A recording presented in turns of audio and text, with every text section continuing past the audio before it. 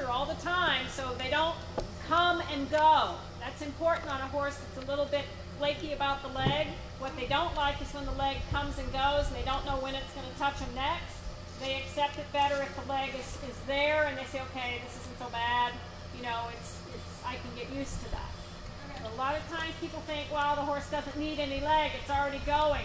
But you have to be able to have your legs in your seat to influence the horse properly. So you can't ride in a almost disconnected, oh, I won't touch you, I won't bother you, and maybe you'll be quiet kind of way. All right, first thing I want to see a couple transitions from walk to halt. Okay. On again. Upper body stays really tall. That's right. Once again, halt.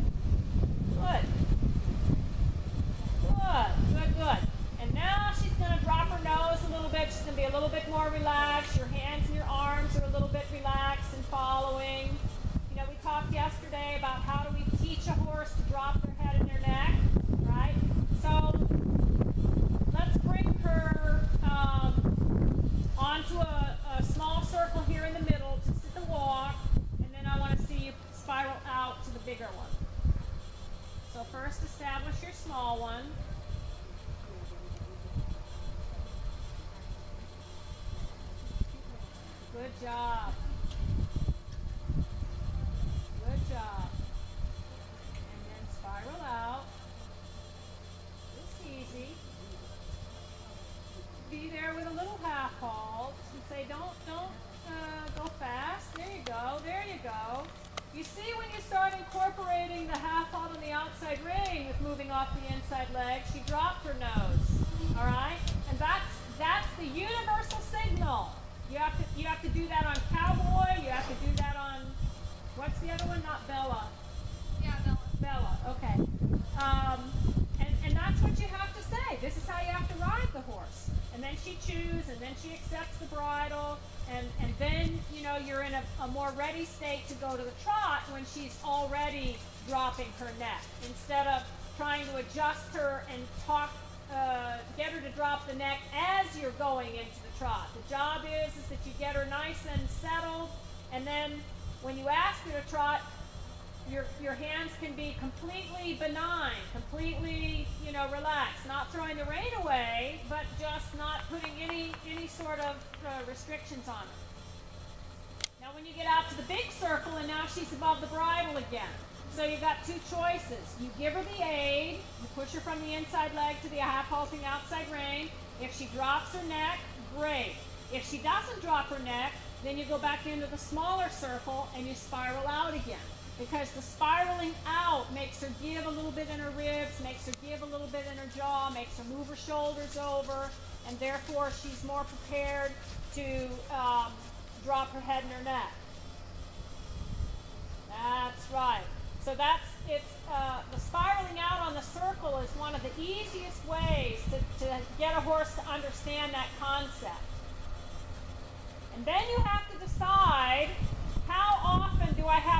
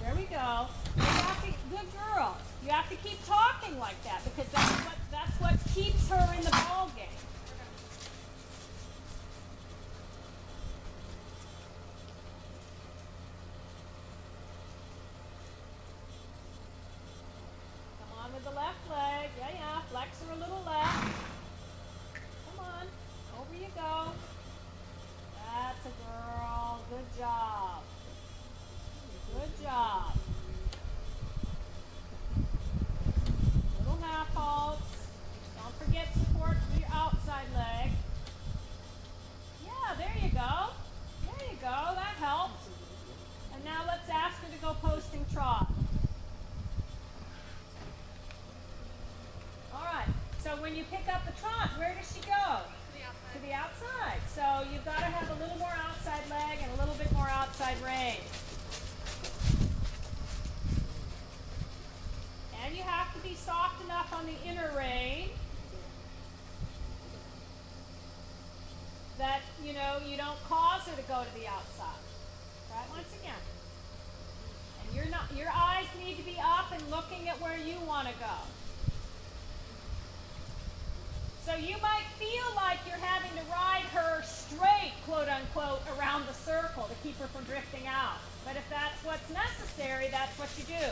Because if you bend her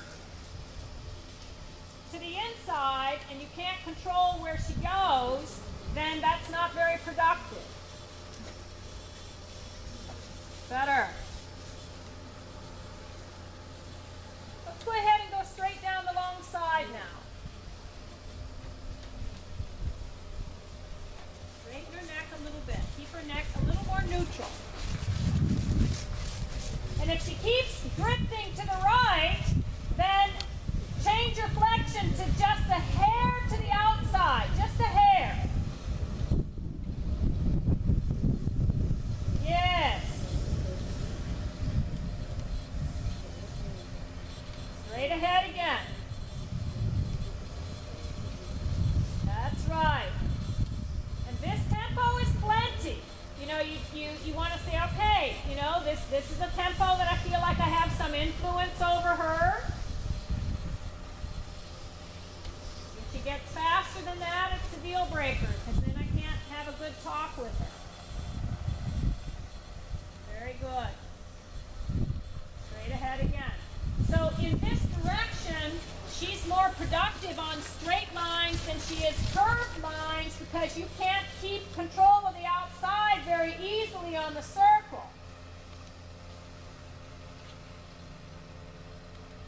Let's change the rein on the diagonal. Good, Michaela. Very nice.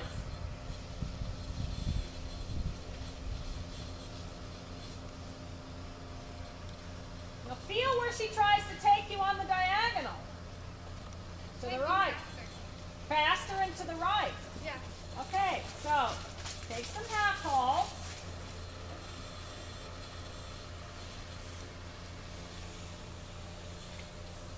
You know, she really has a lot of weight on that inside shoulder, so let's take her on the circle.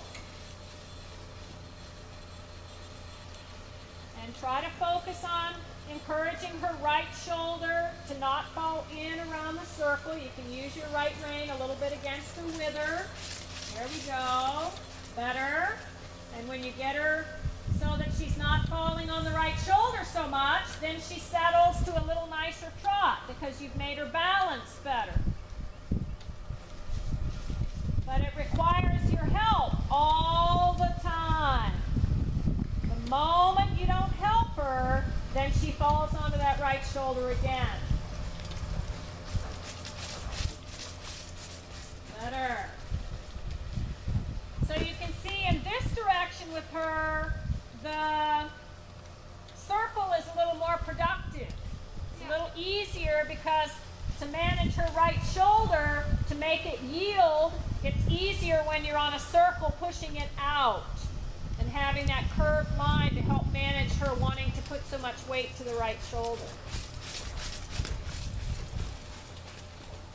Good, that's the tempo. So now let's go on the straight line and see what happens.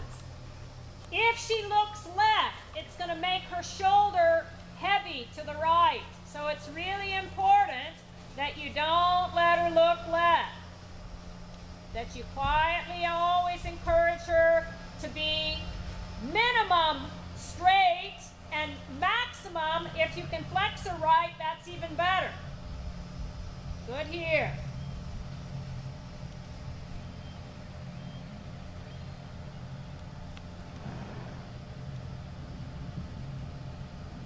That's right. Good job. Good job.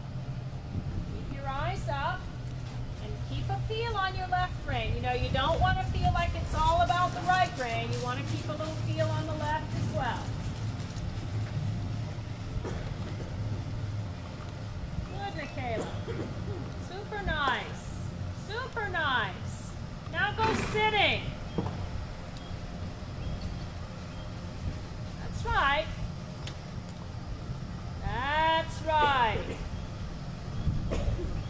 do the same thing. You need to get your right leg a little close to her. Make sure that right shoulder stays soft.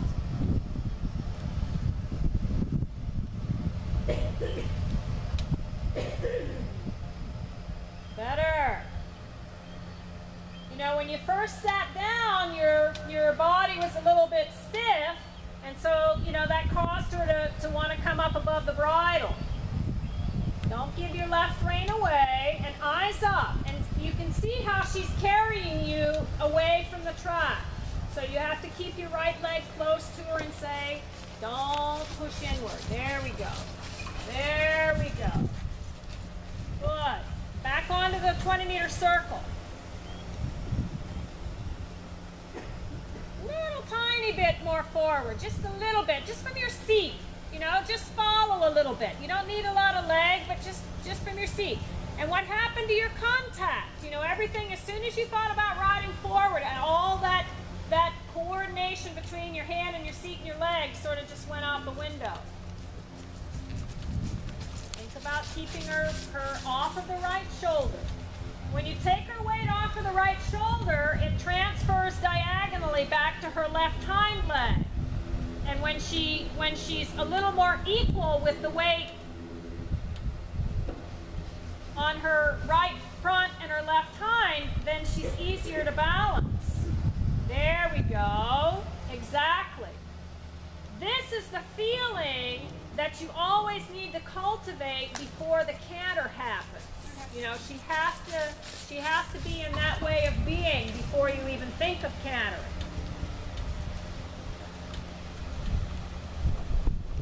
Good. All right. And let's take a walk. And yeah, all right. So you have to say to yourself, as soon as you ask her to walk, she took that softness on the right side away from you. So you need to actively yield her during the transition so she doesn't do that. Okay, let's do it again. Let's do a couple trot walks. Before you trot, yield her until she's doing the right thing, and then ask her. Keep a little feel on the outside, and don't forget your outer leg. Don't forget your outer rein and leg. That's right. Better. Better. Yeah, that was the right moment to choose for the transition. A little bit. Yeah. Okay. All right. Was better. Let's do a few of them. You know, it's very natural for a horse to raise their head and their neck when they make a transition. That's how they do it when they're on their own time. So, good. They have to learn how to do it without raising the head and the neck. And in order to do that, they have to be a little softer through their rib, a little flexion and bending. That was right. Now you can have a long rein in that. That was how we want to make the transition.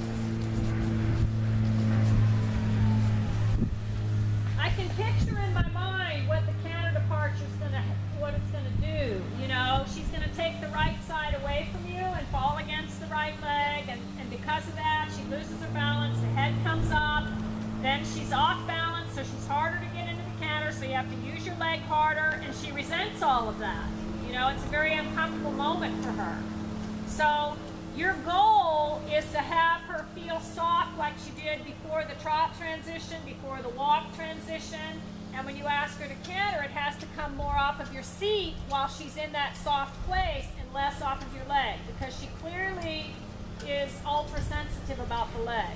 And that's where the ears coming back. The ears coming back can be because she's sensitive about the leg, and also because she's disturbed about losing her balance.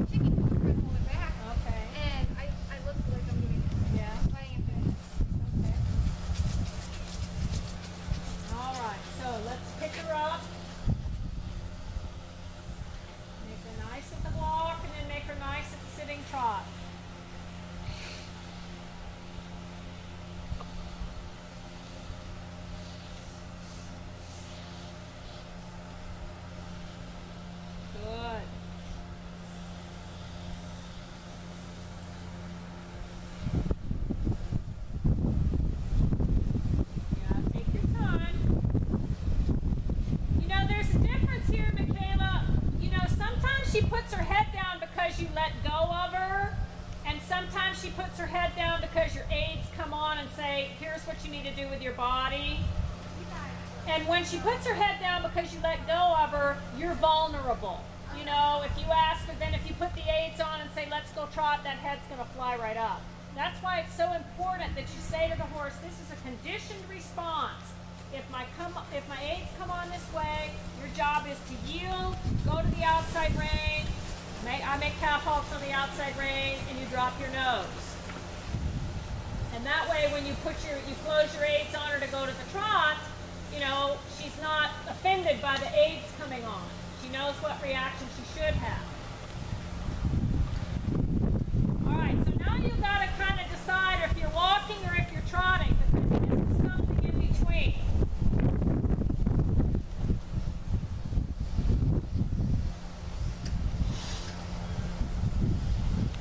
Got to keep your outside leg close to her, feel her a little on the outside rein, because again, you know, if your aids are a little bit kind of floating up off of her and you want to canter and all of a sudden the aids come on, she goes, well, I liked it better when you didn't touch me. So you have to touch her, and you have to, you know, try to find an agreement that it's okay if you touch her and that she gets used to that, so that when you ask her to canter, it's not, you know, the rules are different now. Goodness.